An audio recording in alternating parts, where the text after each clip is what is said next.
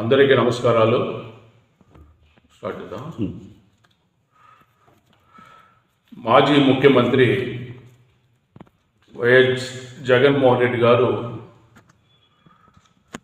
ఇతర రాష్ట్రాలు full time, Andhra రాష్ట్రంలో పార్ట్ టైం జాబ్ చేస్తున్నాడు. 2 నెలలకు ఒకసారి తాడేపల్లి ప్యాలెస్ రావడం, 2-3 గంటల సేపు ప్రెస్ మీట్ పెట్టడం, ఆ ప్రెస్ మీట్లో కూటమి ప్రభుత్వం పైన, గౌరవ చంద్రబాబు నాయుడు గారి పైన, లోకేష్ గారి పైన, గౌరవ పవన్ కళ్యాణ్ గారి పైన అక్కసు వెలగక్కడం అలవాటుగా మారిపోయింది. తనకున్నటువంటి అవలక్షణాలను, అదేటువంటి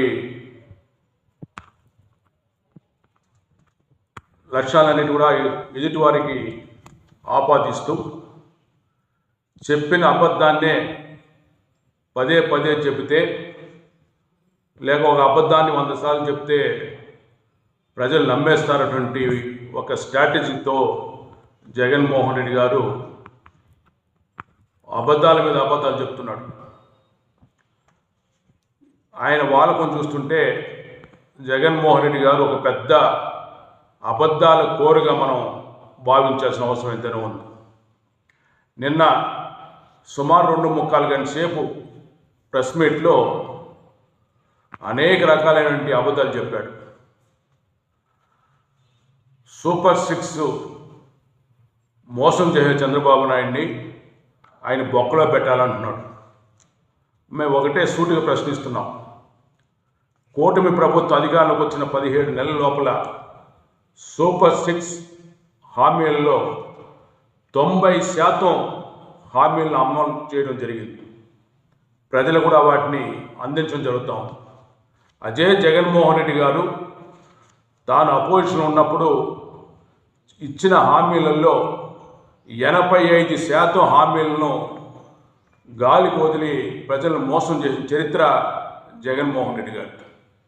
ఈరోజు సూపర్ 6 పథకాలు చూసినప్పుడు పెన్షన్లు 3,000 నుంచి 4,000 చేసి సుమారుగా 64 లక్షల మంది పెన్షన్లు 1వ తారీఖున ఇస్తున్నాం.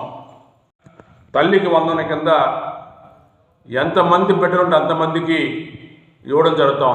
సుమారుగా 67 లక్షల మంది విద్యార్థులకు 15,000 చొప్పున ఇప్పటికే 10,000 కోట్ల రూపాయలు ఇచ్చాం. అది నీకు కనపడలేదా అని ప్రశ్నిస్తున్నాం. దీపం పథకం కింద ఏటా 3 సిలిండర్లు ఉచితంగా ఇస్తున్నాం.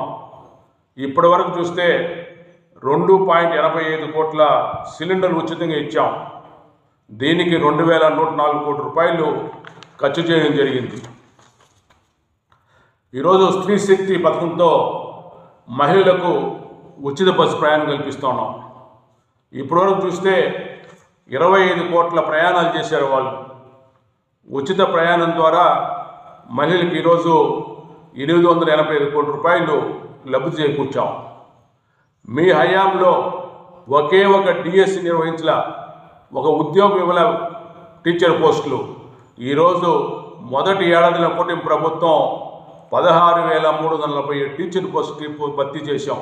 అది మీకు కనపడలేదు అంటున్నాం. అన్నదాత సుఖీభావ పథకంలో ఇప్పటికి మేము 2 విడతలుగా 6,300 కోట్ల రూపాయలు రైతుల ఖాతాల్లో వేసాం.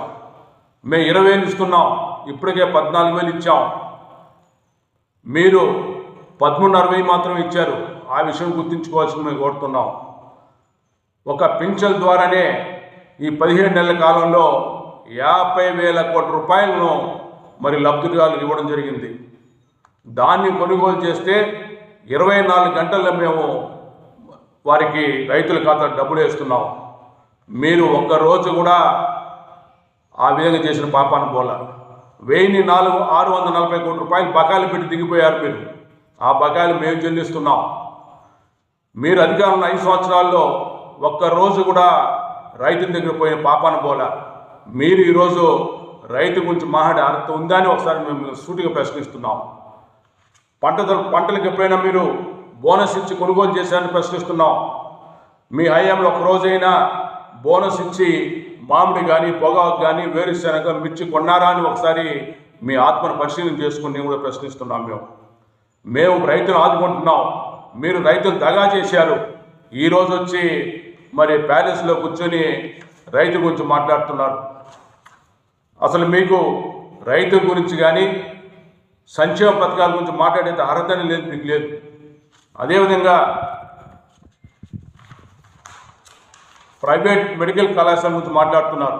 సిగ్గు లేదా మీకు ఆ మాటలు మాట్లాడడం కోసం? మీ హయాంలో 17 కాలేజీలు మేము తెచ్చామంటున్నారు. ఎన్ని కాలేజీలు పూర్తి చేశారు? ఎంత డబ్బులు ఖర్చు పెట్టారు? రాష్ట్ర ప్రభుత్వం నుంచి ఒక్క రూపాయి కూడా మీరు ఖర్చు చేయలేదు. కేంద్ర ప్రభుత్వం నుంచి 1950 కోట్ల రూపాయలు ఖర్చు పెట్టి 17% పనులు చేసి చేతులు దులుపుకున్నారు. మరి మీలాగే మేము చేస్తే ఇంకో 15 సంవత్సరాలు కూడా ఆ కాలేజీ పూర్తిగా. ఈరోజు పీపీ ద్వారా మేము దాన్ని చేస్తున్నామంటే కేవలం వైద్య విద్యార్థులకు, అదేవిధంగా పేద ప్రజలకు మంచి ఆరోగ్యం, వైద్య సౌకర్యం కల్పించడం చేస్తుంటే దాన్ని మీరు పక్కదారి పట్టించడం కోసం అబద్ధాలు ప్రచారం. నోరు తెలిస్తే అబద్ధాలే. కూటమి ప్రభుత్వం పైన విషయం చెక్కడమే మీ పనిగా మారిపోయింది. మరి నిన్న కొంతమంది వ్యక్తులు వెనకేసుకొచ్చారు. ఎటువంటి వ్యక్తులు అంటే అరాచకాలకు మూలకారమైనటువంటి పిన్నెలి రామకృష్ణారెడ్డి గారి సోదరులు. వాళ్ళు ఏ విధంగా దౌర్జన్యం చేశారో రాష్ట్ర ప్రధానికి మంత్రులు కల్లారా చూశారు వీడియోల ద్వారా. అదేవిధంగా 3,500 కోట్ల మద్యం కుంభకోణం మీ హయాంలో 5 సంవత్సరాల్లో నాణ్యత లేని మద్యాన్ని సరఫరా చేసి 30,000 మంది ప్రాణాలు తీశారు. 3 లక్షల మంది ప్రజల ఆరోగ్యాన్ని గుల్ల చేశారు. మరి అటువంటి కుంభకోణంలో దోషులు ఉన్న వారిని ఈరోజు మీరు వెనకేసుకొస్తున్నారు. సిగ్గు లేకుండా మాట్లాడుతున్నారు. ఇది మంచి పద్ధతి కాదు. అదేవిధంగా అత్యంత పవిత్రమైనటువంటి తిరుమల దేవస్థానంలో శ్రీవారి పరగామణిలో దొంగిలించేటువంటి వ్యక్తుల్ని అది చిన్న స్టోరీ అని చెప్పి మాట్లాడుతున్నారంటే మీరు ఏ స్థాయికి దిగజారిపోయారో ఒకసారి అర్థం చేసుకోవాల్సిందిగా మేము సందర్భంగా తెలియజేస్తున్నాం. అంటే పరగామణి కేసులో దొంగిలించిన వాళ్ళు సుమారు 100 కోట్ల పైగా దోపిడీ జరిగితే అది మీకు చిన్న చోరీనా? అదేవిధంగా ఈరోజు కల్తీ నెయ్యి ద్వారా శ్రీవారి ప్రసాదాన్ని అపవిత్రం చేసినటువంటి దుండగులను వెనకేసుకొస్తున్నారంటే మీ మానసిక స్థితిని ఒకసారి అర్థం చేసుకోవచ్చు.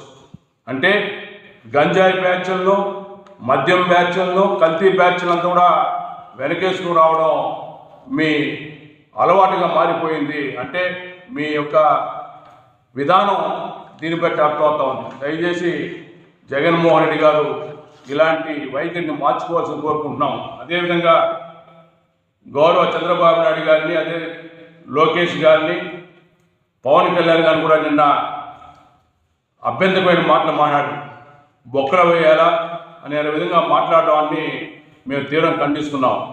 అదేవిధంగా ఈరోజు గౌరవ న్యాయస్థానం జోక్యంతో మరి ఈరోజు కల్తీ నెయ్యి వ్యవహారం కానీ పరకామల చోరీ కేసుల పైన దర్యాప్తు జరుగుతుంటే నిజాయితీ కలిగినటువంటి IAS IPS ఆఫీసర్లు కూడా వాడు వీడు అని చెప్పి మాట్లాడడం మీ స్థాయికి తగదు. ఒక రాష్ట్రానికి ముఖ్యమంత్రిగా పనిచేసిన వ్యక్తి ఈ విధంగా దిగజారి మాట్లాడడాన్ని మేము తీవ్రంగా పరిగణిస్తున్నాం. ప్రజలు కూడా వెండి గమనిస్తున్నారు. మీ యొక్క అసలు స్వరూపం ఇప్పటికే ప్రజలు చూశారు. కాబట్టి మీరు ఎవరిని ఎన్ని బెదిరించినా, ఎన్ని అబద్ధాలు ప్రచారం చేసినా మళ్ళీ రాష్ట్రంలో అధికారంలోకి వచ్చేది మాత్రం కళ్ళని చెప్పి ఈ సందర్భంగా తెలియజేస్తున్నాను.